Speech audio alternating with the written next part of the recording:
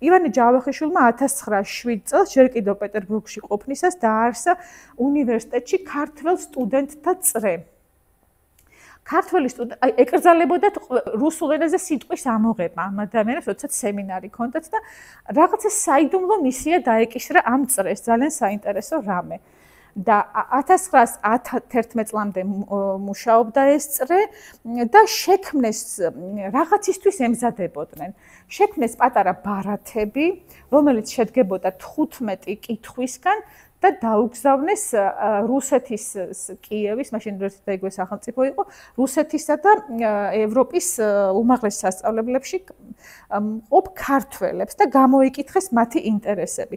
აი მაგალითად ეს ერთი წერილია, რომ 48 ბარათი გადაუციათ ვიღაცა ვინმე შუშანიკ ასათიანისთვის, რომელიც ბრიუსელში ცხოვრობს და რომ მიეცა იქ მცხოვრები სტუდენტებისთვის, რომ შეევსოთ ეს ანკეტები და ნაწყენია აქ შუშანიკ ასათიანი, რომ ბულვარიო დატკეპნილიაო ჩამოსული სტუდენტებითო და ორი ფურცლის შევსება კი ეზარებათო და ნუ რაღაცა 14 ცალი ანკეტაა შევსებული, მეტი არაფერი.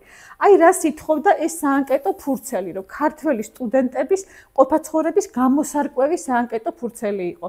მაგალითად, პირველი კითხვა: ვაჟი ხარ თუ ქალი?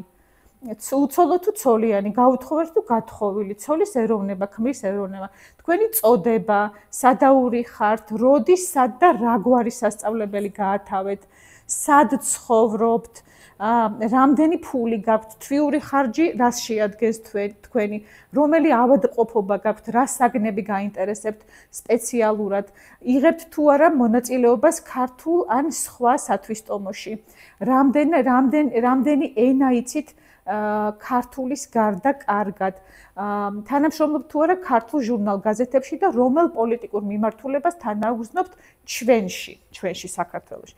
და ასეთი არაერთი სხვათა შორის ძალიან დიდი დასტაა ერთი შეკრებილი აი ამ პასუხების მიუხედავად იმისა, რომ წუწუნებენ არავსებენო, შეისწავლა ივანე ჯავახიშვილმა და მთელი კვლევა დადო იმის შესახებ, თუ რა სტატუსის ადამიანები სწავლობდნენ საზღვარგარეთ, რა ფინანსებით სწავლობდნენ, რა ინტერესები ჰქონდათ მათ და რა პოლიტიკური მიმართულებისანი იყვნენ. თურმე ეს ყველაფერი მზადდებოდა უნივერსიტეტის დასაარსებლად.